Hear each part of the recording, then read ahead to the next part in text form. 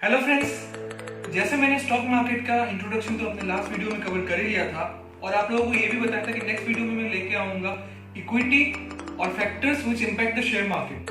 सो मैं गीतू बनी डेका फिर से आप लोगों को ले चलता हूँ एक कदम आगे बनने smart investor.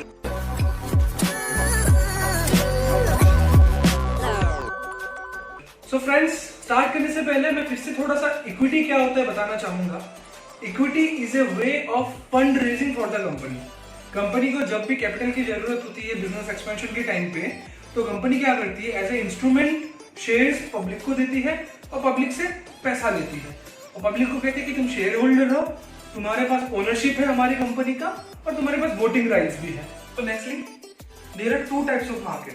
First is primary market, second is secondary market. So primary market क्या है फ्रेंड्स, जैसे मैंने आप लोगों को अभी बताया कि इक्विटी जब कंपनी बिजनेस एक्सपेंशन के लिए पहली बार पब्लिक के सामने इशू करती है, शेयर इशू करती है और पब्लिक को कहते हैं कि हमारा शेयर खरीदो, तो जब ये कंपनी कभी पहली बार कर रही होती है ना, तो इस प्रोसेस को कहते हैं इनिशियल पब्लिक ऑफरिंग, आईपीओ जिसे हम कहते हैं कि कंपनी आईपीओ लेके आ रही है, राइट। तो ये आईपीओ जो है, ये गवर्नमेंट भी कभी अगर कुछ सिक्योरिटीज पहली बार लॉन्च कर रहा होता है, ये सारा कुछ जब फर्स्ट टाइम होता है ना, ये होता है प्राइमरी मार्केट में। अब सेकेंडरी मार्केट क्या है, जो ऑलरेडी लिस्टेड कंपनीज है, जो कंपनीज ऑलरेडी एक्सचेंज में लिस्टेड है, ट्रेड ऑलरेडी हो रहा है, बाइंग सेलिंग भी चल रही है, वो आते हैं हमारे सेकेंडरी मार्केट में। सो फ्रेंड्स, नेक्स्टली मैं डिस्कस करूंगा why to invest in shares. Shares खरीदने का रीजन क्या है। तो पहला रीजन है शेयर वैल्यू ग्रोथ। जैसे जैसे कंपनी अच्छा करती जाएगी, कंपनी की डिमांड बढ़ती जाएगी, उसके प्रोडक्ट्स की, मार्केट लीडर बनता जाएगा, शेयर वैसे वैसे ऊपर जाएगा और शेयर की वैल्यू में ग्रोथ आएगा। आप 100 रुपए लगा के 2 साल 4 साल बाद 100 रुपए की वैल्यू आपकी 150, 170, 200 भी बन सकती है। सेकंड पॉइंट हमारा है डिविडेंड। अब डिविडेंड क्या होता है, डिविडेंड बेसिकली दोस्तों ये होता है जब कंपनी रेवेन्यू जनरेट करती है, कंपनी की ग्रोथ होती है, प्रॉफिट होता है, उस प्रॉफिट का एक हिस्सा कंपनी इक्वली डिस्ट्रीब्यूट कर देती है अपने शेयर होल्डर्स को।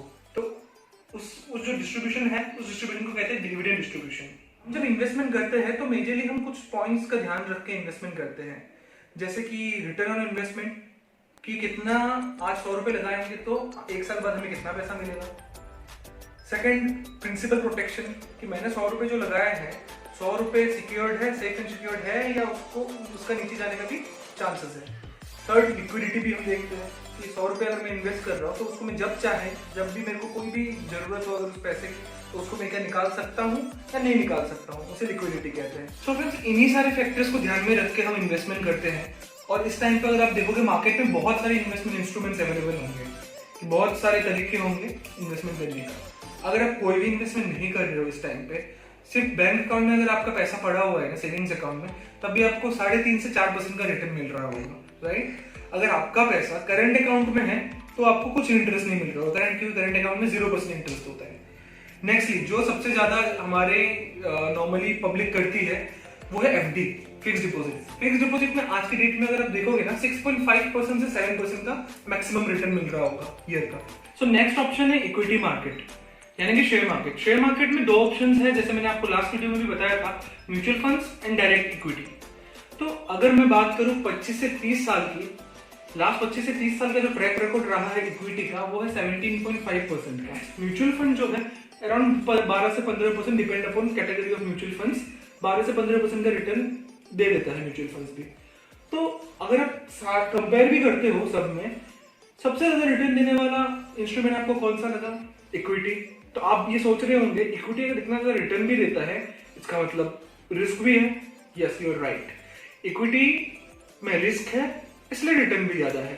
सो दोस्तों, बड़ा सिंपल सा लॉजिक है, higher the risk higher the gain, lower the risk lower the gain. तो रिस्क फैक्टर की भी जब मैं बात कर रहा हूं तो मैं ये भी आपको बताना चाहूंगा कि इक्विटी में भी जहां सबसे ज्यादा रिस्क है, उसके अंदर में भी अलग अलग कैटेगरीज है। किसी में बहुत ज्यादा रिस्क है जहां पे रिटर्न भी बहुत ज्यादा होने की उम्मीद रहती है, किसी में मॉडरेट रिस्क होगा, रिटर्न्स भी मॉडरेट होंगे, और कहीं पे रिस्क लो है एज इट इज, उसका रिटर्न भी जो है वो रहेंगे as compare to other categories. So आने वाले टाइम में मैं काफी ज्यादा यूज करने वाला हूँ कुछ जार्गन्स, जैसे कि बुल मार्केट, बियर मार्केट। तो ये दोनों क्या होते हैं, ये दो आपको मैं समझा देता हूँ। बुल मार्केट होता है जब भी मार्केट सेंटिमेंट्स ऊपर की तरफ हो, कि मार्केट ऊपर की तरफ जा रही है, ग्रीन हो रखी हुई है, इसका मतलब है बुल मार्केट। और जब मार्केट नीचे की तरफ होती है, मार्केट सेंटिमेंट्स की मार्केट नीचे जा रही है, रेड हो रखा हुआ है सारे फिगर्स, राइट, तो ये होते हैं बियर मार्केट। तो ये मार्केट ऊपर जाना और नीचे जाना, ये बेसिकली क्यों होता है, शेयर्स ऊपर और नीचे क्यों होते हैं। तो दोस्तों सारा चीजें डिपेंड करता है डिमांड एंड सप्लाई पे। जैसे आपको पता होगा इस टाइम पे, कोरोना वायरस के टाइम पे, दो चीजों का डिमांड काफी ज्यादा है, एक हैंड सैनिटाइजर, दूसरा मास्क। सो इस टाइम पे डिमांड इतना ज्यादा है, तो इसके डिमांड की वजह से उसके जो प्राइसेस है ना, वो काफी ज्यादा इंक्रीज हो चुके हैं उसके नॉर्मल प्राइसेस के कंपैरिजन में। So market demand and supply is one of the main factor कि प्राइस वेरिएशंस क्यों आते हैं। जैसा मैंने आपको लास्ट वीडियो में भी बताया था, मार्केट पार्टिसिपेंट्स, हम और आप रिटेल इन्वेस्टर्स हैं, FIIs एंड DIIs होते हैं जो कॉर्पोरेट एंटिटीज होते हैं, वो कौन से सेक्टर में इन्वेस्ट कर रहे हैं। वो कोई भी सेक्टर में ज्यादा इन्वेस्टमेंट अगर करते हैं, उनको दिखता है कि आने वाले टाइम पे वो सेक्टर काफी ज्यादा ग्रोथ लाने वाला है, तो इस वजह से क्या होगा कि डिमांड भी बढ़ेगी उस सेक्टर की, उस पर्टिकुलर स्टॉक की भी। तो जैसे जैसे डिमांड बढ़ेगा वैसे वैसे उसके प्राइसेस, शेयर वैल्यू और ऑटोमेटिकली बढ़ जाएंगे। यहाँ पे एक एग्जांपल देना चाहूंगा दोस्तों मैं, आज से 25-30 साल पहले किसी ने सोचा था IT सेक्टर की, कंप्यूटर, लैपटॉप, स्मार्टफोन्स, इनकी डिमांड 25-30 साल में इतनी ज्यादा बढ़ जाएगी कि हम इनके बिना अपना regular day to day life नहीं चला पाएंगे, राइट। तो जिन लोगों ने ये फोर्सिंग पहले ही कर लिया था कि इंफॉर्मेशन टेक्नोलॉजी का जो सेक्टर है ये आने वाले टाइम पे काफी ज्यादा डिमांड में रहने वाली है, तो वो शेयर्स का आज देखो, उन शेयर्स की प्राइस भी आज देखिए। तो ये एक छोटा सा एग्जांपल है जिससे आपको पता चलता है कि डिमांड सप्लाई कैसे प्राइस वैल्यू को मूव करती है। तो फ्रेंड्स, जैसे कि आपने समझा, डिमांड एंड सप्लाई तो शेयर प्राइस के मूवमेंट्स पे इंपैक्ट करती ही है, वैसे ही पूरे स्टॉक मार्केट के मूवमेंट में ऐसे कौन से फैक्टर्स हैं जो काफी ज्यादा इंपैक्ट करते हैं। एक्सपेक्टेड कंपनी न्यूज, कोई भी कंपनी आने वाले टाइम पे कैसे प्रोडक्ट्स लेके आ रही है, कस्टमर नीड ओरिएंटेशन देख के वो प्रोडक्ट्स ला रही है, वो प्रोडक्ट मार्केट में सर्वाइव कर पाएगा नहीं पाएगा, उसके आने वाले टाइम पे ग्रोथ कैसा होगा। तो नेक्स्ट है बिजनेस पॉलिसीज। दोस्तों आप लोगों को भी पता होगा, पहले हमारे कंट्री में इतना ज्यादा स्टार्टअप्स को सपोर्ट नहीं मिलता था, तो अभी जैसे जैसे बिजनेस पॉलिसीज में चेंजेस आए हैं, गवर्नमेंट चेंजेस लेके आई है, छोटे छोटे फर्म्स को भी, छोटे छोटे स्टार्टअप्स को भी सपोर्ट मिलने लगा है, तो ये भी एक फैक्टर है, मार्केट पॉजिटिव रिस्पॉन्ड करती है। नेक्स्ट है इंटरनेशनल अफेयर्स। जैसे आप लोगों को पता है दोस्तों कि आजकल इकोनॉमी कितना ज्यादा इंटरलिंक्ड है, सारा ग्लोबल मार्केट पूरा इंटरलिंक्ड है। तो जैसे US की इकोनॉमी में भी कुछ अगर कभी क्राइसिस आती है, तब भी आपने देखा होगा कि हमारे मार्केट सेंटिमेंट्स को भी हिट करता है। सो फ्रेंड्स, नेक्स्ट है इंडस्ट्री ट्रेंड। जैसे मैंने अभी थोड़ी देर पहले एग्जांपल दिया, आज से 25-30 इयर्स पहले जो भी इन्वेस्टर्स रहे होंगे, जिन लोगों ने सोचा होगा आने वाले टाइम पे इंफॉर्मेशन टेक्नोलॉजी जो सेक्टर है, IT सेक्टर है, वो काफी ज्यादा डेवलप करने वाली है, तो यही चीज इंडस्ट्री ट्रेंड हमें देखना होता है कि कौन सा इंडस्ट्री आने वाले टाइम पे बहुत ज्यादा अच्छा करने वाली है। अगर मैं छोटा सा एग्जांपल दूं, इस टाइम पे रिन्यूएबल एनर्जी एक ऐसी इंडस्ट्री है जो कमिंग फ्यूचर में हमें बहुत अच्छा ग्रोथ दिखने वाला है उसमें।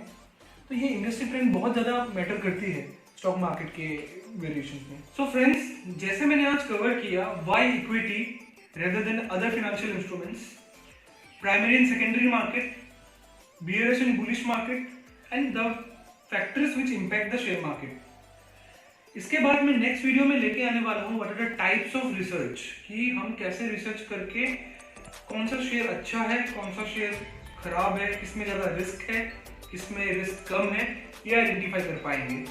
सो फ्रेंड्स, मैं जब तक नेक्स्ट वीडियो लेके आऊंगा तो तब तक जैसे कि आपको थोड़ा बहुत बेसिक्स तो क्लियर हो ही गए होंगे, राइट। तो इंडेक्सेस, सेंसेक्स, निफ्टी अभी किस पॉइंट ऑफ टाइम पे क्या चल रहा है, और बाकी स्टॉक्स कैसे चल रहे हैं, सबका प्राइसेस क्या है, ये सारा कुछ देखने के लिए आप कुछ ऐप्स डाउनलोड कर सकते हो। फॉर एग्जांपल, आप मनी कंट्रोल डाउनलोड कर सकते हो या तो ICICI डायरेक्ट डाउनलोड कर सकते हो। अब मैं इसका लिंक अपने डिस्क्रिप्शन में शेयर कर रहा हूँ, आप डाउनलोड कीजिए अभी के मार्केट सिनेरियो को वॉच करने के लिए। जैसे मैंने यहाँ पे मेंशन किया है कि ICICI के डायरेक्ट ऐप में आपको ऐसे दिखेगा सेंसेक्स और निफ्टी आज के टाइम पे कहाँ है और ये पर्टिकुलर स्टॉक्स किस रेट पे हैं। बस थोड़ा सा एक रफ आइडिया मिल जाएगा आपको ये सारा कुछ देख के। नेक्स्ट वीक मिलते हैं अगले हफ्ते। So thank you for watching the video.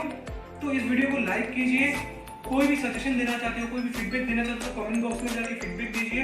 And दोस्तों, don't forget to subscribe my channel. Thank you.